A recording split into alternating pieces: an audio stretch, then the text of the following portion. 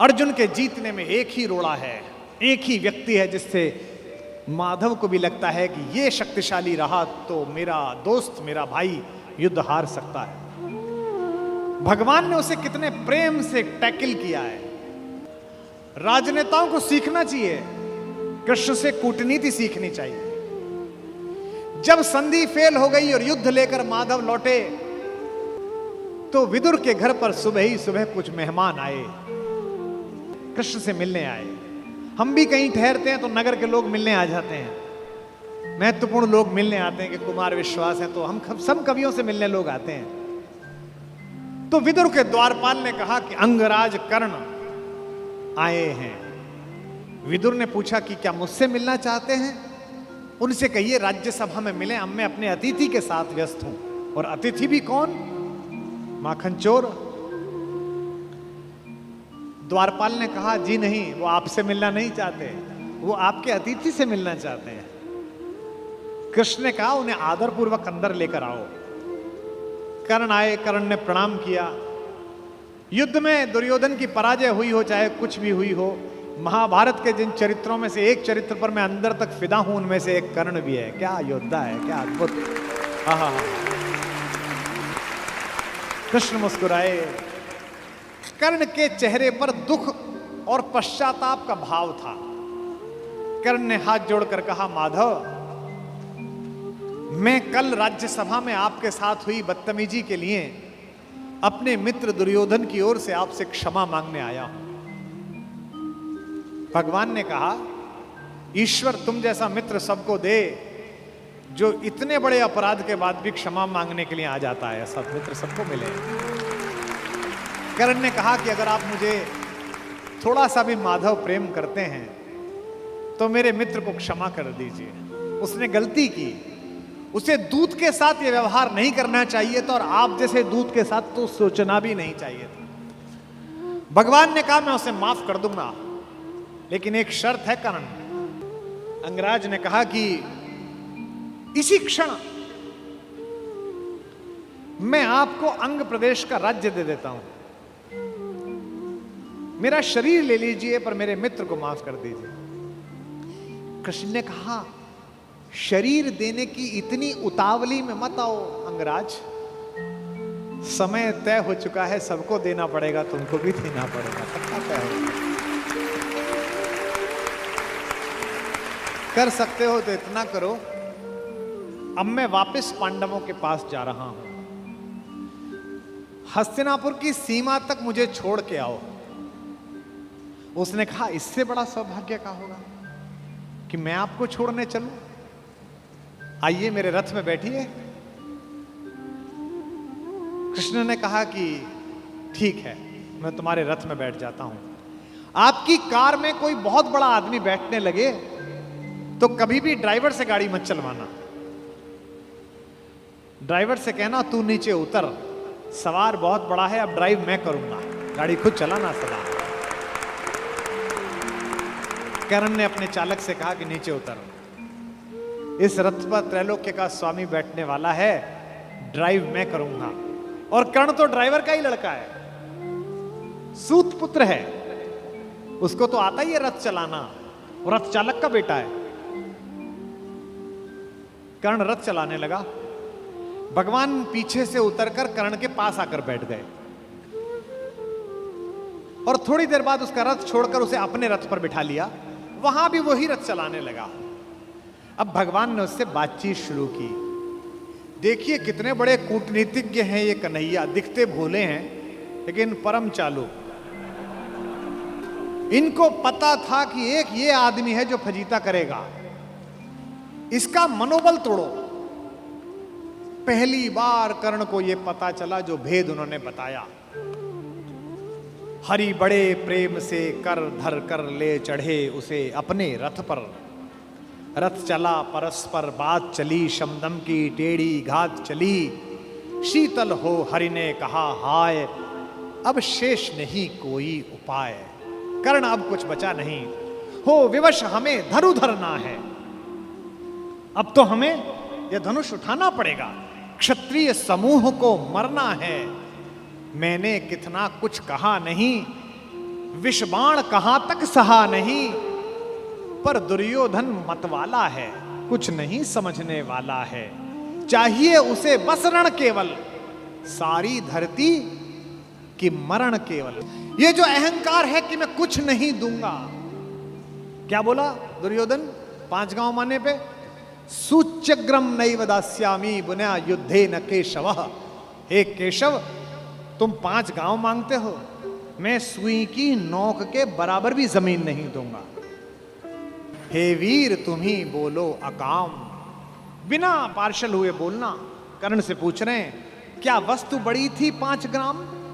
5 गांव ही तो मांगे थे, वह भी कौरव को भारी है, मत गई मूढ़ की मारी है।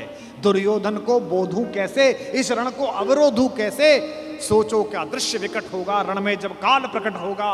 बाहर शोणित की तप्त धार, भीतर विधवाओं की पुकार, निशस्त्र विशस्त्र बिल्लाएंगे, बच्चे अनाथ हो जाएंगे। चिंता में क्या और करूं, शांति को छिपा किस ओट धरूं। सब राह बंद मेरे जाने, अब पासा फेंका। पहले तो माहौल बनाया कि तुम सब मरोगे बेटा, तू भी मरेगा और तेरा यार भी। एक तरीका है बचने का, सब राह बंद मेरे जाने। हां एक बात है, यदि तू माने, देखो कैसे फुसला रहे हैं, तो शांति नहीं जल सकती है, समरागनी अभी टल सकती है। पा तुझे धन्य है दुर्योधन, तू एकमात्र उसका जीवन, तेरे बल की है आस उसे, तुझसे जय का विश्वास उसे।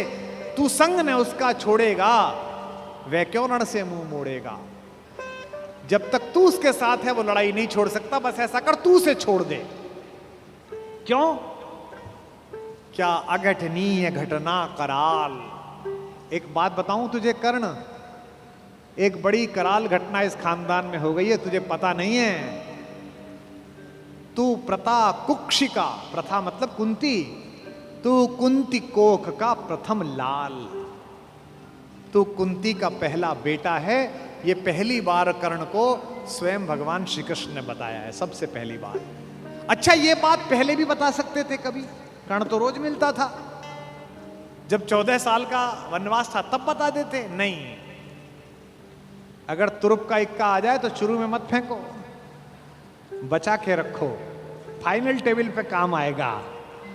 अब कर्ण को बता रहे हैं कि तू तो कुंती का लड़का है, पनसूत अनादर सहता है, कौरव के दल में रहता है, किस्मत के फेरे में पड़कर का प्रेम सदा बसा दुश्मन के घर, निज बंधु मानता है पर को कहता है शत्रु सहोदर को। पर इसमें दोष न तेरा है, तेरा कोई दोष नहीं है। अब कहा मान इतना मेरा, अब इतनी मान, चल होकर संग अभी मेरे, जहां 5 भ्राता तेरे। कहते हैं एक काम कर, अब मेरे रथ पे से उतरी मत, अब मैं हाँक रहा हूं और सीधा वहीं जाकर रुकेगा जहां तेरे 5 भाई हैं। जिसको जिंदगी में किसी ने भाई नहीं कहा, जो मां की एक पुकार के लिए जीवन भर तरसा है, उसको जिंदगी का सबसे बड़ा प्रलोभन दे रहा है हमारा कान्हा। क्या कह रहा है? बिछुड़े भाई मिल जाएंगे, सब मिलकर मोद मनाएंगे। कुंती का त्यू ही परम तनय ज्येष्ठ, बल बुद्धिशील में परम श्रेष्ठ। और क्या करेगा? पद त्राण भीम पहनाएगा, भीम तेरे को चप्पल पहनाएगा। कैसे कैसे लालच है, कैबिनेट मिलेगी,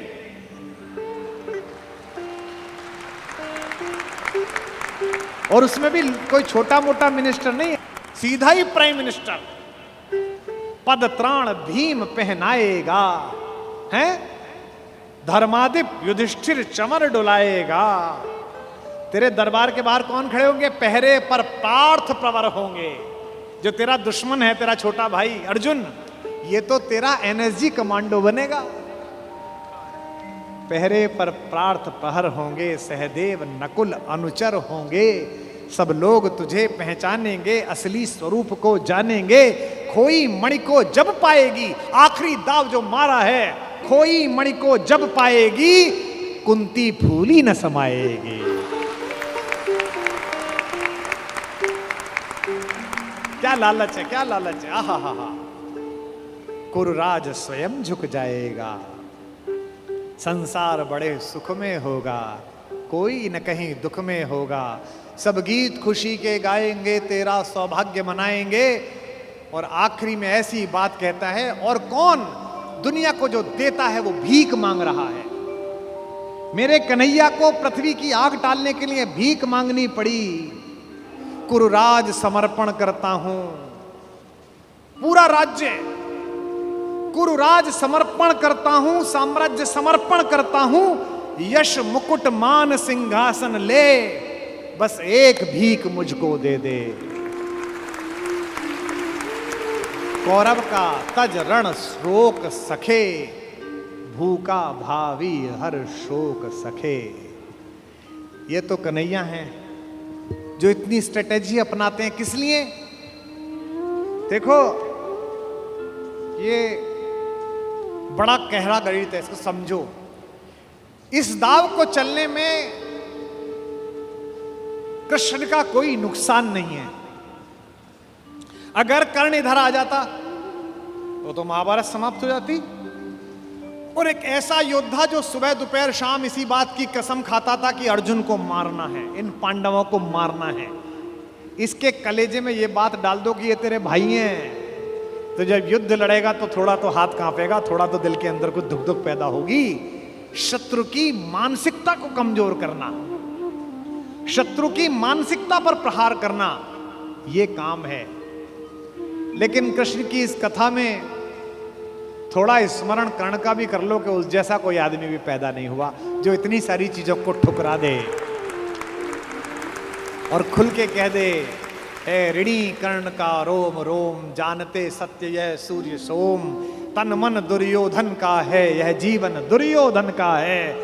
और दो पंक्ति जो कही है कर्ण ने, मैं उसकी दृढ़ता को और उसके समर्पण को प्रणाम करता हूं। सुरपुर से भी मुख मोड़ूंगा, केशव मैं उसे न छोड़ूंगा।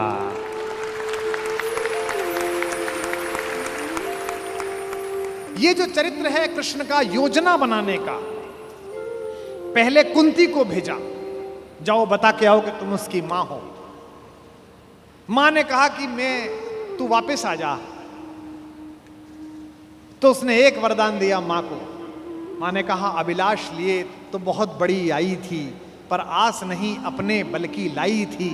था एक भरोसा यही कि तू दानी है, अपनी अमोघ करुणा का बड़ा अभिमानी है।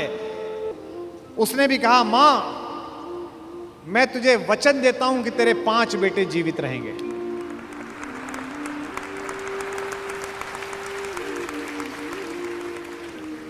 इसका मतलब है कि कर्ण ने कहा कि युद्ध के बाद 5 बेटे जीवित रहेंगे।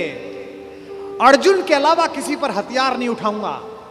अर्जुन मिलेगा तो छोड़ूंगा नहीं, अर्जुन मर गया तो युद्ध समाप्त करवा दूंगा, तब भी तेरे 5 बेटे जिंदा रहेंगे। खुलकर कहूंगा ये मेरी मां है। और अगर अर्जुन का दाव चल गया मां, तो तुझे पता और मुझे पता कि हम मां बेटे हैं, तेरे 5 बेटे जिंदा रहेंगे। जा मां, मैं तुझे वरदान देता हूं।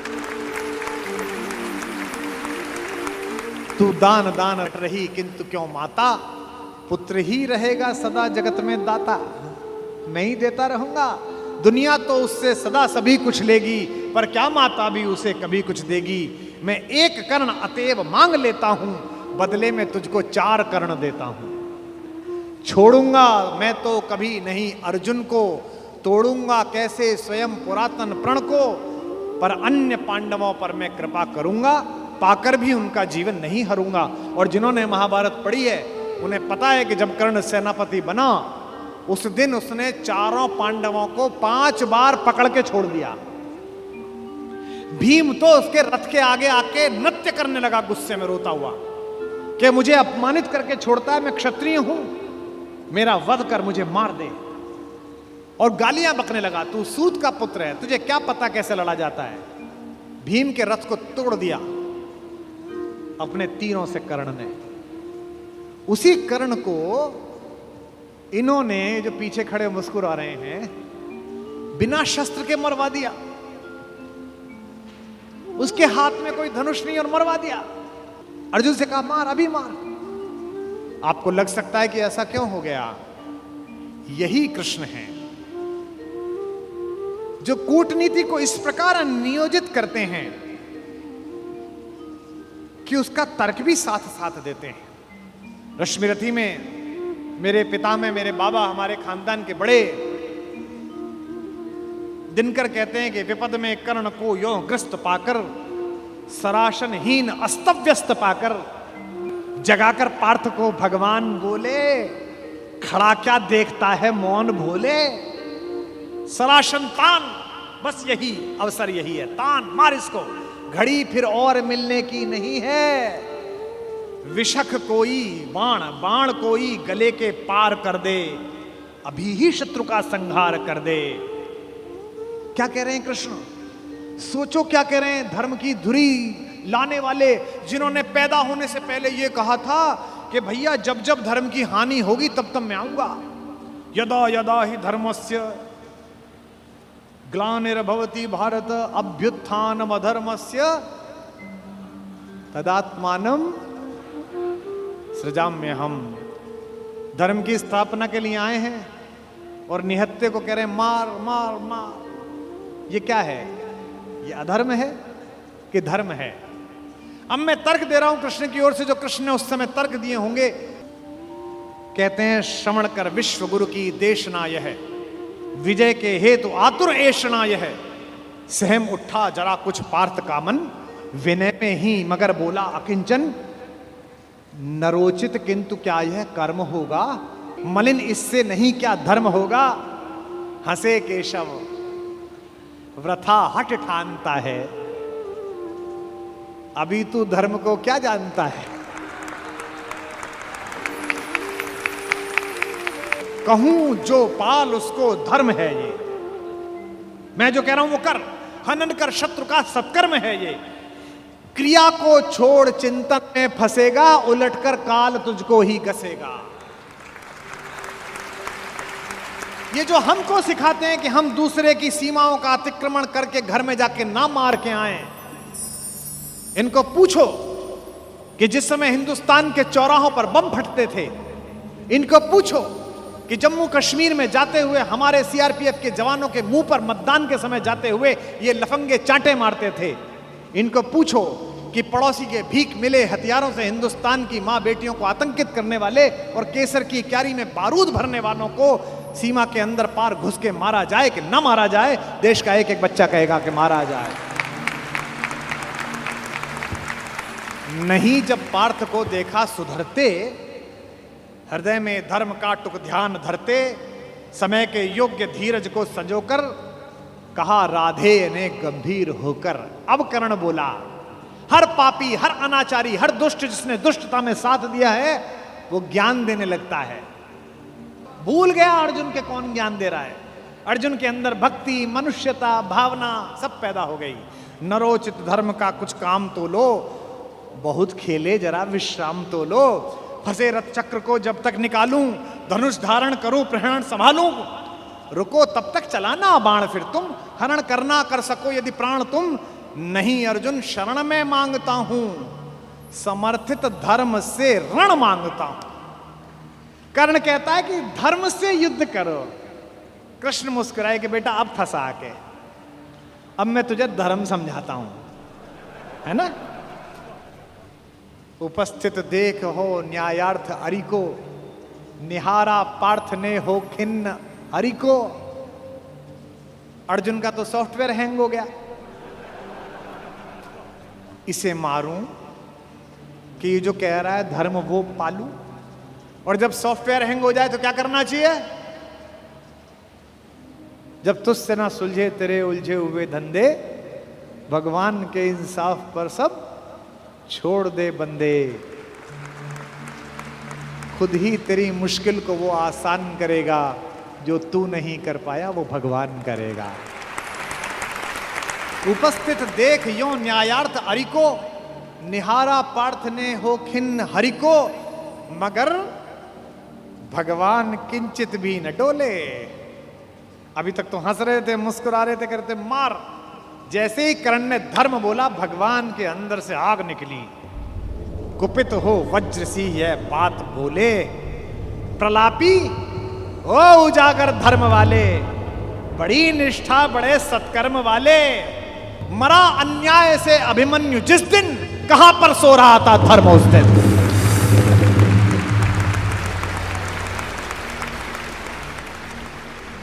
मरा अन्याय से अभिमन्यु जिस दिन, कहां पर सो रहा था धर्म उस दिन। हलाहल भीम को जिस दिन पड़ा था, कहां पर धर्म उस दिन यह धरा था। लगी थी आग जब लाक्षा भवन में, हंसा था धर्म ही क्या तब भुवन में। और एक पंक्ति, बेटे पे आ जाए, पत्नी पे आ जाए और मां पे आ जाए तो खून खौल जाता है। अर्जुन का खून खौला रहे हैं भगवान मेरे।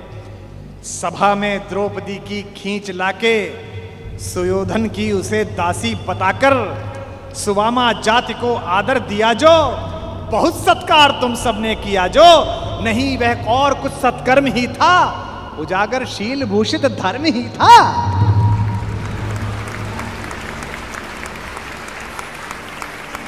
जिस दिन एक रजस्वला बेबस महिला को बाल से खींचकर तेरे दोस्त का नीच छोटा भाई लाया था, और तेरे उस तथाकथित मित्र ने अपनी जंघा पर हाथ मारा था कि यहां बैठेगी, उसी दिन तय हो गया था कि इस जंघा पर धर्म युद्ध के खिलाफ चोट पड़ेगी। जो युद्ध जानते हैं वो सब जानते हैं, जुए में हार कर धन धाम जिस दिन, हुए पांडव यति नष्काम जिस दिन, चले वनवास को तब धर्म था वह, शकुनियों का नहीं अपकर्म था वह। और कोई अपकर्म नहीं होता। कटी से नीचे प्रहार करना अधर्म है, लेकिन दुर्योधन की जंघा तोड़ी भीम ने, कोई नहीं। ये जो रणनीतिकार कृष्ण है। खांडव दहन हुआ, आप सबको पता है, आग लग गई, आग बुझी नहीं, इंद्र से भी नहीं बुझी। तो इंद्र ने अपने बेटे से कहा, अर्जुन से कहा कि भाई बुझा। सर्पों ने कहा कि बुझा। अर्जुन ने बादलों में तीर मारा और बादल बरसे। जब पुरुषार्थ आ जाता है तो तीर आदमी ऐसे ही मारता है, कभी बादल में मारता है, कभी जमीन में मारता है।